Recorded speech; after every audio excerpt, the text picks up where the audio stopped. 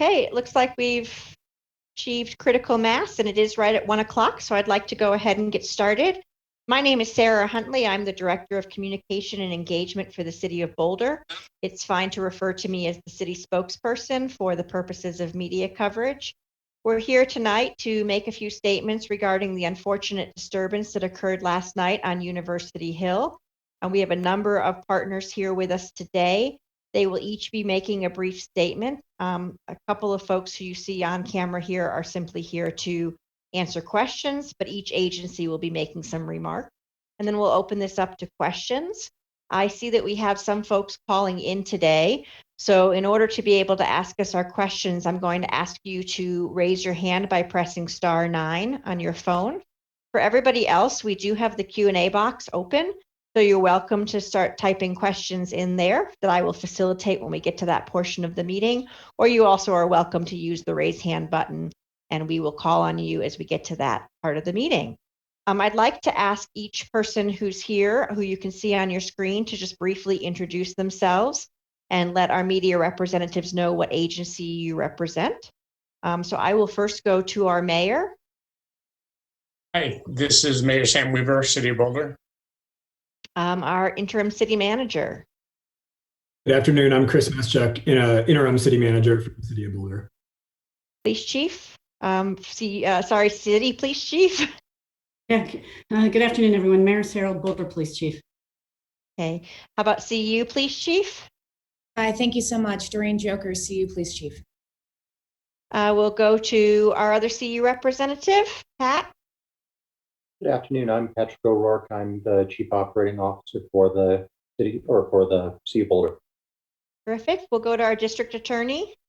Thank you, Sarah. Good afternoon, everyone. My name is Michael Doherty, and I'm the district attorney for Boulder County. And then we'll go to our public health director. Good afternoon, everyone. I'm Jeff Sayak. I'm the public health director in Boulder County. Okay. So as you can see, we have quite a representation here today of the different agencies that are working on this issue generally and are also working on an appropriate response to last night's situation on the Hill. I have a city statement that I'd like to read on behalf of the city, and then we will go down for each of the agencies to make a brief statement, at which point we will open up the Q&A.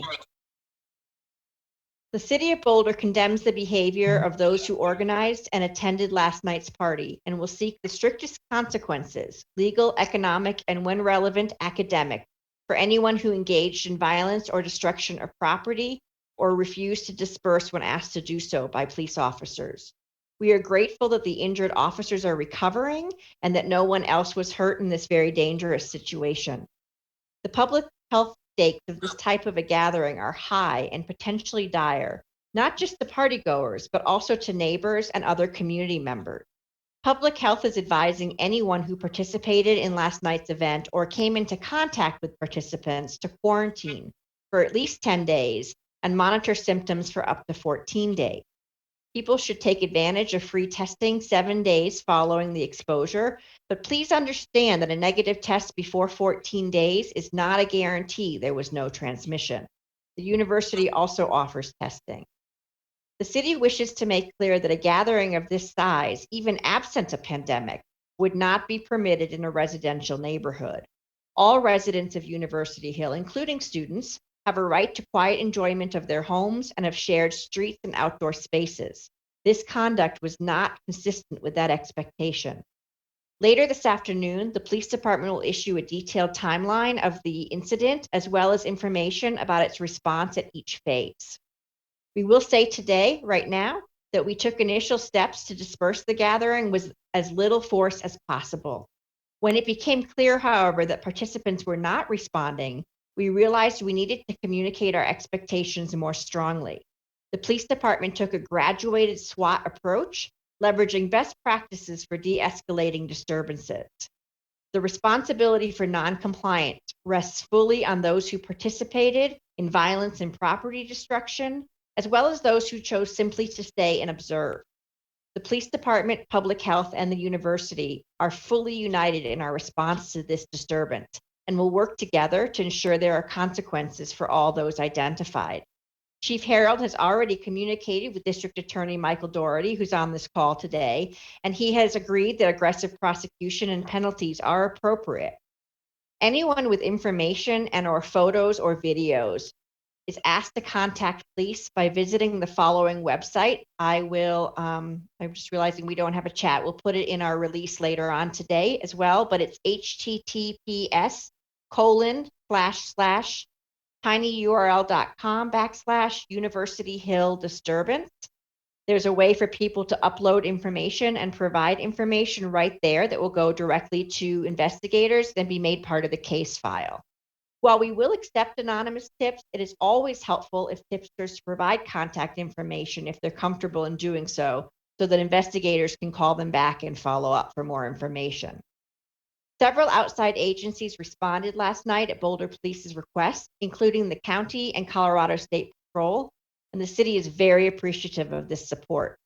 The university at the city's request sent out a text alert using its emergency notification system, and we believe this had a positive impact on discouraging others from joining the area and getting others to agree to leave. The city believes this kind of coordination is essential and is committed to continuing to collaborate with partners proactively to prevent additional gatherings. We had already been planning for a coordinated approach with partners in connection with St. Patrick's Day and spring break. What occurred last night underscores the importance of proactive and holistic strategy. These include, but are not limited to, statements and code of conduct consequences from the university, nuisance and civil abatements that result in action being taken against property owners, misdemeanor and when appropriate felony charges. That concludes the city's statement. I'd like to go ahead, please, and turn the microphone over to Pat O'Rourke, who has some remarks on behalf of the university. Thank you, Sarah. I want to begin my statement by thanking the Boulder Police Department and the other first responders who helped disperse the scene last night and work to protect our community. I'd next want to apologize to our University Hill neighbors in the Boulder community. We're very sorry that this occurred, and we will hold students accountable. The large gathering on University Hill Saturday night and the associated reports of violence towards first responders, extensive property damage, and blatant disregard for the public health orders are unacceptable on every level, and they are out of line with our values as a university. As Chancellor DeStefano has noted, a basic and non-negotiable condition for being part of CU Boulder is accountability to each other and to the community. We have stated in very clear terms that students must comply with community safety standards and public health orders during the COVID-19 pandemic. Most of our students have done so, and we appreciate their effort. What we need is for all of our students to realize that the pandemic is not over and that we must stay vigilant to protect our community. We want to be clear to our students who continue to demonstrate through their conduct that if they can't meet our expectations, they are not welcome at the university. And there will be consequences for students who engaged in any violence towards law enforcement, property damage, or failed to disperse. Any student who either joined in the gathering in clear violation of public health orders or refused to disperse when asked by law enforcement is subject to disciplinary action. Any student who is found responsible for having engaged in an act of violence towards police officers or other egregious acts, including property damage, will face serious sanctions up to being removed from CU Boulder and not being readmitted. They may also face civil and criminal sanctions from the city and county, and we will be assisting in every way that we can with the district attorney's office and with Boulder Police to investigate the crimes that occurred.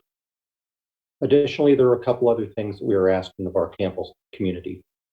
First, we have consulted with public health experts, and as Sarah noted a moment ago, we are advising anyone who attended the Hill gathering to immediately quarantine and to seek monitoring testing on Thursday or Friday.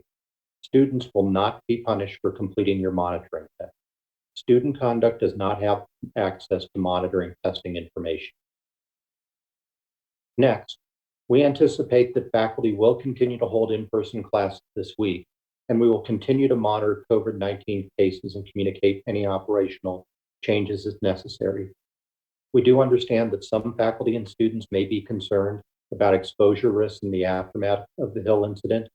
We've instructed faculty to communicate any temporary alterations in plan for in-person classes with their department chair or deans and their students directly. Students should communicate directly with their instructors. To be clear, Saturday's events were unacceptable whether or not we are in a pandemic. We will be meeting with the City of Boulder, Boulder County Public Health, and Boulder Police Department to review this incident and to make changes in how we respond going forward. We will share updates this week on the progress of our investigation and the actions we're taking. So again, thank you to those who responded last night, and our deepest apologies to the University Hill community for the actions of our students. They were unacceptable and they will not be tolerated. Sarah, thank you.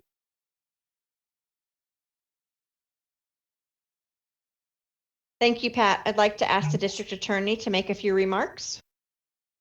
Thank you, Sarah. Good afternoon, everyone, and thank you for being with us today. The district attorney's office stands united with the offices and agencies that you see represented on the screen here today in condemning the outrageous actions of the young people on the Hill last night.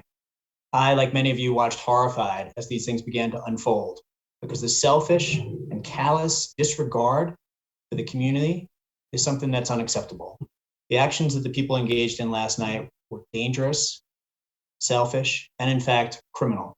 And I can promise you that the district attorney's office, along with our partners in law enforcement, regard this conduct as very, very serious. We will be working very closely with Boulder Police Department and CU Boulder Police Department, as well as other agencies, in the follow-up and the investigation into these actions. Let me be clear. The damaging of private property, other people's vehicles and property, as well as the assault upon police officers and first responders is unacceptable. Boulder is better than what we saw on full display last night. I would encourage people to cooperate with the investigation underway by Boulder Police Department and other law enforcement agencies. And if you or a loved one were in fact involved in the criminal acts that took place last night, I strongly encourage you to come forward. As Boulder Police Department begins to investigate and look at the video available and information being shared with them, I would encourage the people involved to own responsibility and step forward. In fact, that's often a mitigating circumstance that we look at when someone's involved in a criminal act of this nature. I want to thank the many wonderful members of this community who've been working so hard to sacrifice and to care for themselves and others throughout the pandemic. We've been doing a great job as a community in driving down the virus numbers and limiting the number of people who are in the hospital and dying as a result of the pandemic. And I know in a few minutes we'll be hearing from the Director of Public Health, Jeff Zayak, and he could talk directly about the progress we've made as a community. Last night was a tremendous setback that could have been avoided. As restaurants and gyms begin to open up, as the courthouse begins to resume trials, which we just did this past week, the last thing in the world we want to see here in Boulder County is a spike in the virus numbers. And that's why I described last night's actions as completely selfish and a real callous disregard for the members of this community. It puts so many people at risk. And I hear people refer to it as a party. I don't regard people flipping over a car as a party.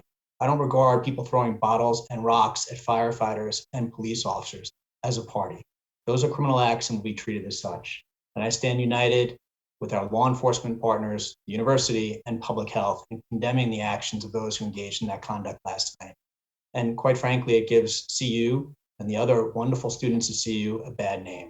So I encourage people to cooperate with the investigation. And if you're involved, please come forward and recognize your responsibility in the actions that took place and help us to ensure that this community is safe and peaceful for everyone. Thank you. Thank you. Jeff, I believe you have a few remarks as well. Thanks, Sarah. And I just want to emphasize a couple things that Michael just talked about. The videos from last night are shocking and disturbing, especially considering that Governor Polis had just mourned the nearly 6,000 people that died in the last year with COVID in Colorado.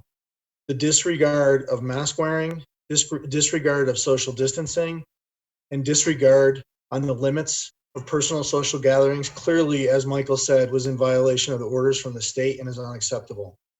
In addition, none of us want to see violence towards personal property and first responders.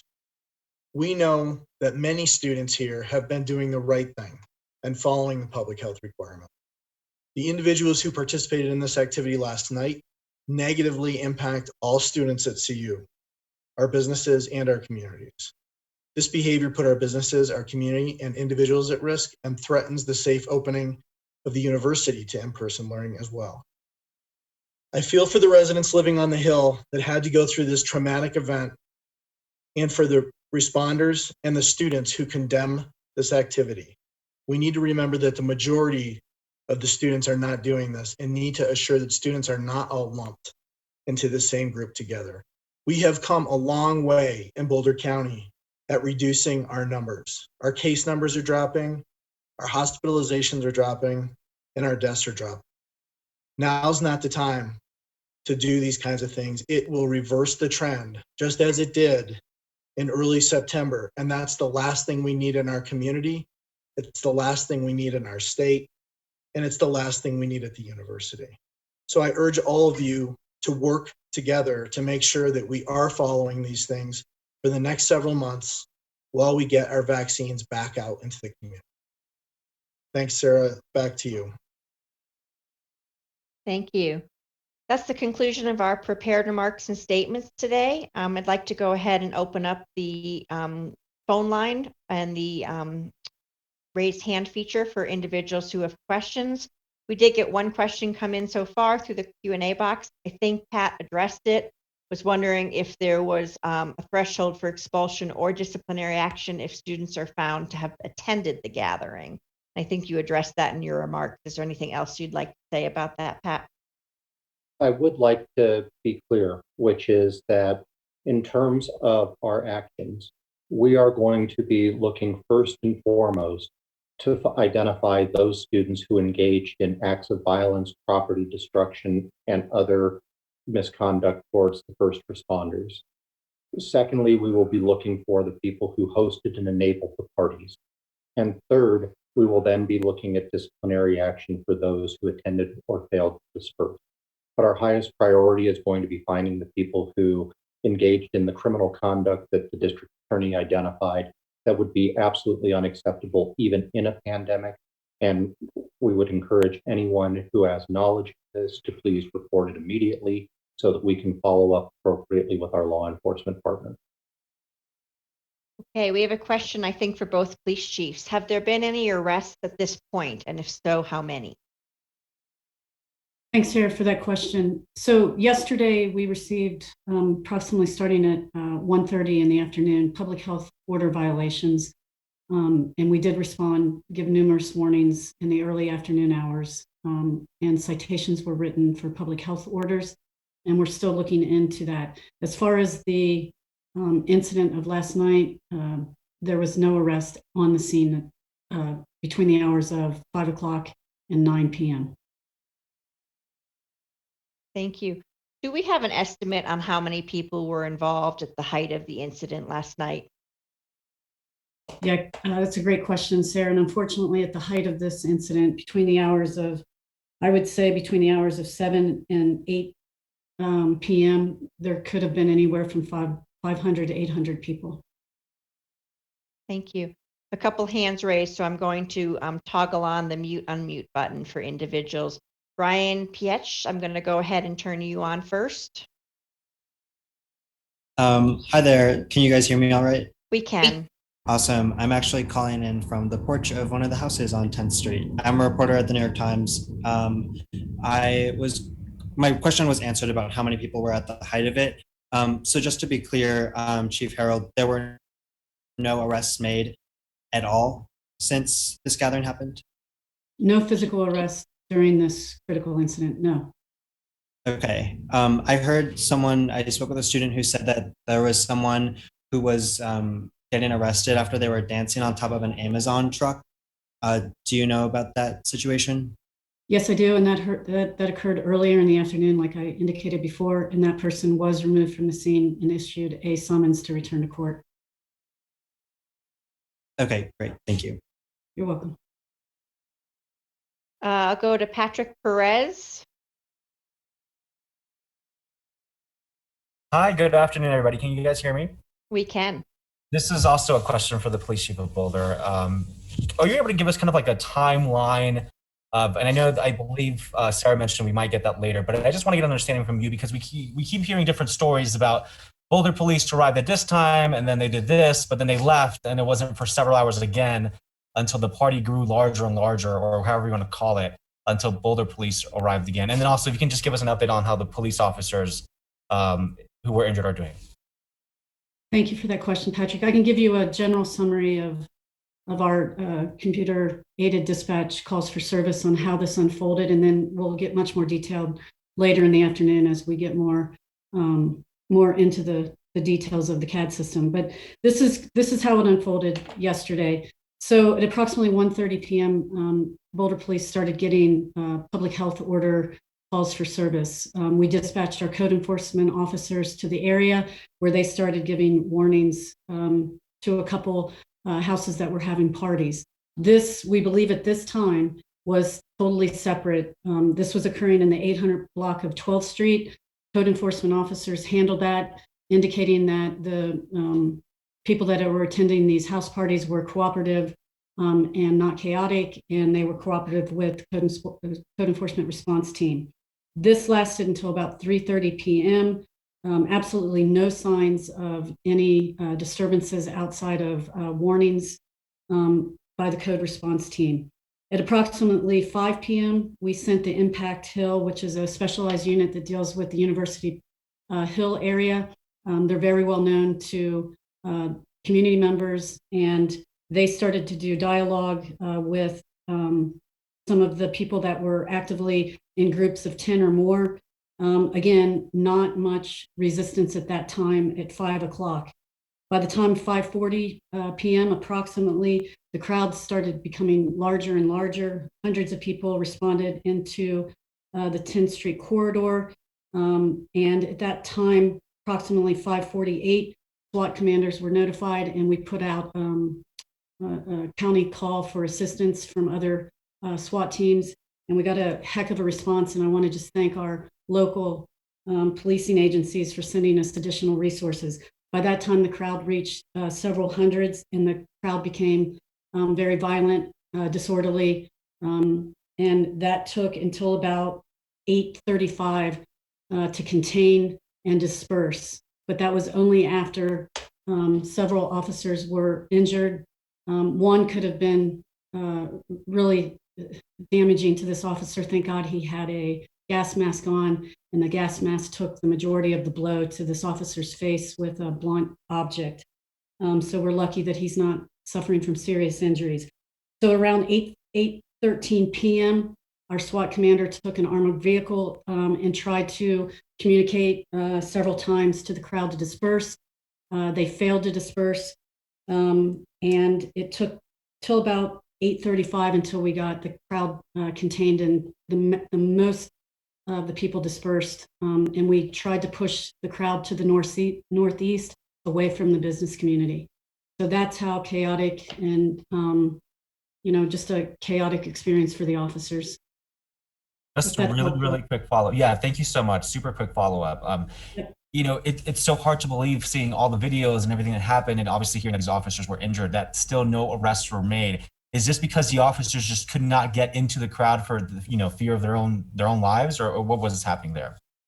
Yeah, it would not be considered a best practice to send officers in to this crowd. We were just several hundreds of people in the crowd. I was on scene myself. And so it's much better to videotape this type of behavior and make arrests after. So yeah, I think we made a very restraint, calculated call not to do that. But believe me, we have excellent body-worn camera video. The community is sending us video. There will be arrests. And so, yeah, it would not be considered a best practice to send officers into this crowd.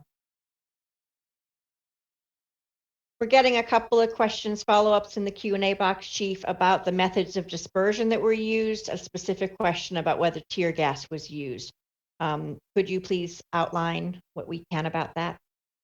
Yeah, as our SWAT commanders were trying to get the crowd to move to the north and to the east, away from the business community, the crowds became, like I said, very chaotic, throwing bottles, throwing rocks. City property was damaged, cars were being damaged. It was decided after numerous dispersal orders were given by the SWAT team that we would limit some tear gas into the area to see if we could get some dispersal. It seemed to have a limited impact, and we're reviewing body-worn cameras to see the actual impact of the probably 2 canisters worth of tear gas that was deployed. Thank you. There have been some rumors of rubber bullets. Can you clarify whether anything like that was utilized last night? Thanks, Sarah, for the question. To my knowledge, no other less lethal weapons were used. Thank you. Okay, Steve Sager, I'm going to go ahead and toggle your mute unmute on. Thank you very much. Can you hear me? We can. My question's for the chief, Steve Stager from 9 News. You had mentioned no arrest. I'm curious about your decision to use force in a situation where your officers are being assaulted. What is the protocol for that? When would you use force in that kind of situation? And why would these officers not use force last night? We did use limited force, as indicated before. We did deploy a limited amount of tear gas into the area, which got to the desired effect.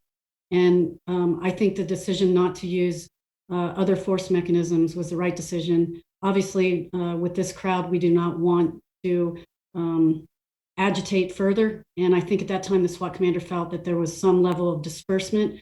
So I think we made the right decision there. And then just a quick follow-up.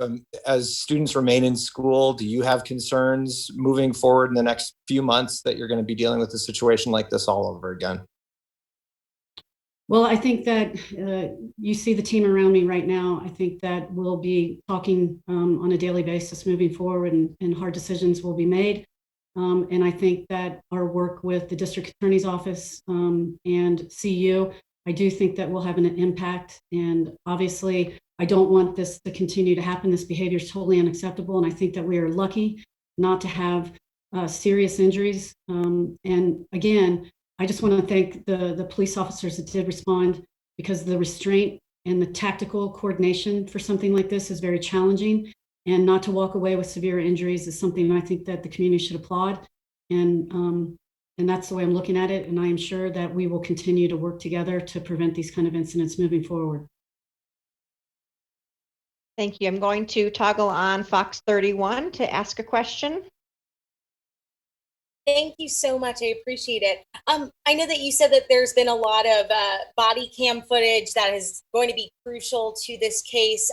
Will that be released to the public? Can we make a request to use that or not because of the investigation? Thank you for the question. I have a really talented district attorney here, but we will not be releasing any body-worn camera until the investigation is concluded. And Michael, if you have anything further.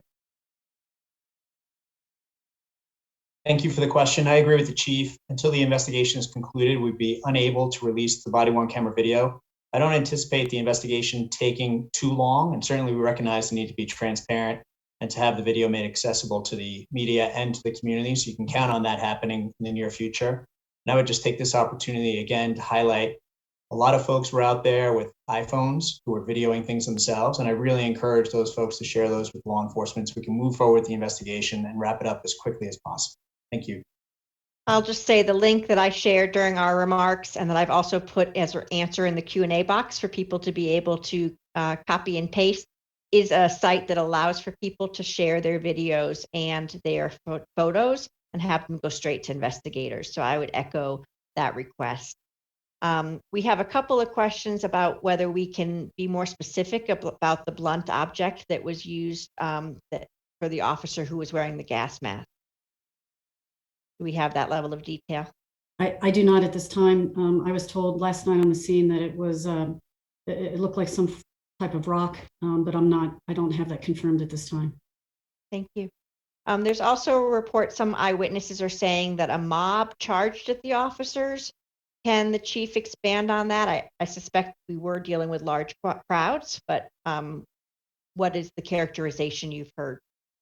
Yeah, as we were trying to contain that entire block, we situated police vehicles on in the 11th 1100 block of 10th Street, and numerous, I'm talking like over 100 people started running toward the police officers, and we made the tactical decision to remove those officers from that area. Perfect. I'm not seeing any other hands raised or any other question. This is the last call. Okay, I've got Henry Larson. I'm going to toggle you on.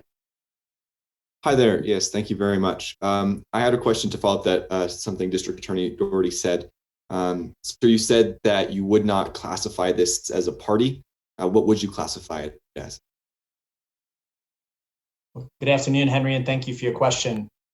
Certainly, it seems to have started out as a party, but I want to be really clear here. I don't consider flipping over cars, causing property damage, in other words, inflicting property damage upon other private citizens, victims, and then throwing bottles and rocks at fire trucks and police officers as a party. I think it's a mistake for us to classify it as such once those acts began to take place. And to me, those acts are clearly criminal. So in my mind, there's a distinction between a party and what we saw on display last night, and that's why we're here together today. And that's why we'll make sure that we have a response that is full and appropriate. Thank you. Brian, I see your hand raised again. Do you have a final question? Yeah, I just wanted to follow up. I know Jeff from the public health was kind of saying, you know, we don't want to group all these students in together. A lot of students that I spoke with on this block said they saw high school students, they saw transient people as part of the crowd, and they said a lot of these people here who were causing the damage weren't CU students. I was wondering if the university, the police chief had any comments on that? Yeah, I'll just make a comment saying that that's what the investigation will detail out. I am sure that we had people from outside of the university campus here. There's no doubt about it. And that's what the investigation will reveal. So we'll just move forward with that, and we'll get all the details, and we'll know. Were any police vehicles damaged? And I'm sorry, did you have something you wanted to add, Pat? No, well, Sarah, I just wanted to say that to the extent that there were others who were involved in the incident, that understand that will be investigated, but we do know that there were CU students involved, and we are not going to try to shift the blame for what was actions that occurred with CU students, and we will be cooperating with all investigations. Thank you. Question has come in about police vehicle damage. I will say we do have some photos of some damage, which we will send out shortly this afternoon along with the timeline. But Chief, can you characterize what vehicles sustained? Yeah, the most significant damage that we had, and first I have to tell you, there was a lot of community members' vehicles damaged as well, which is so unfortunate because people have to depend on those vehicles for livelihood issues. But we did have a very severe injury to one of our SWAT vehicles, causing thousands and thousands and thousands worth of damage to it. And I know there was other public safety vehicles that were damaged as well, and very unfortunate, very costly. Can Hill residents expect to see increased patrols, both from CUPD and city police? Yes, it can. In fact, I'm working with Chief Jokers now on a deployment strategy using a hybrid method of her officers and my officers patrolling at the same time. And I think that for the next several days, you'll see our impact team and other undercover officers in the area as well, seeking intelligence. And obviously, you'll see our code response officers out there as well. Okay, I'm going to take 3 more questions and then we're going to close for today. I believe this is a question for Jeff Zayak. Jeff, how possible will it be to figure out if future community COVID cases or outbreaks are in fact connected to this disturbance? Just as we have done in the past, we will be able to look at our data. It's usually 5 to 7 days, or I'm sorry, 7 to 9 days after a event like this where we would expect to start to see increases. We can look at our data to see how much of an increase we have as it compares to the baseline. As you know, or for folks that are on the phone know, we are looking at our case numbers by age group as well, so we can see what happens with age groups around an event like this. Thank you. Okay, so I'm going to toggle on Steve Stager, and then I'm going to toggle on Brittany Shamus, and then we'll conclude our briefing. Steve, you should be able to unmute. Thank you very much. I appreciated that the closed captioning called me Steve Steak, which gave me a quick chuckle this afternoon.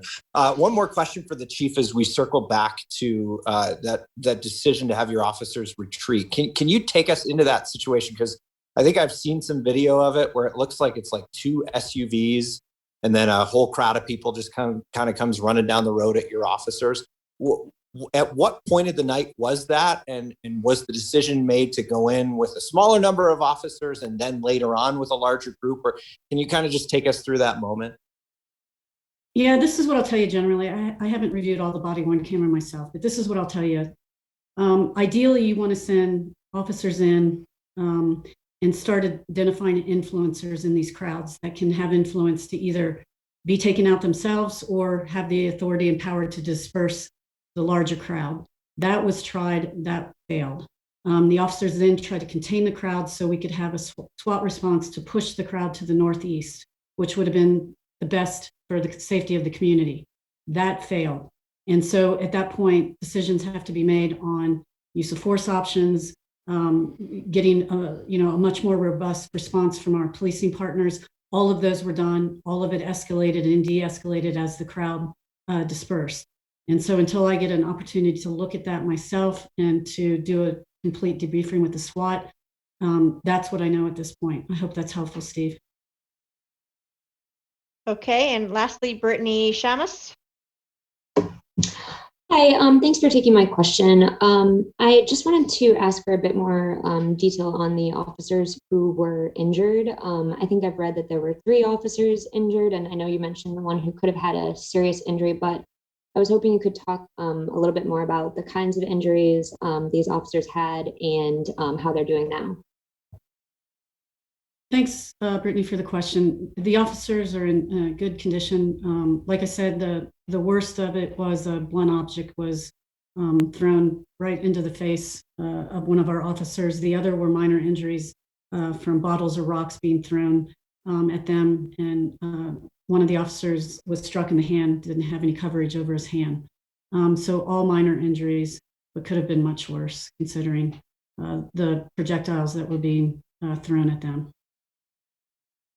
Okay, thank you so much. On behalf of the city, I'd like to sincerely appreciate each partner who took time out of their day today to be here and respond to questions in a firsthand way. As mentioned, we will have a press release a little bit later today with a link to this full recording, the prepared remarks for individuals who had prepared remarks, or I believe a few folks spoke ad hoc during the session.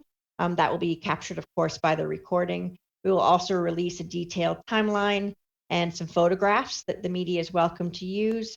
And I will reiterate the link that individuals can use to provide information and share videos and photographs, because as indicated here, we will be following up on those, and they will be essential as part of the criminal investigation and prosecutions that follow. Thank you once again. I appreciate everybody. I appreciate our media partners for helping us share the urgency and severity of the situation, and we will be in touch again soon.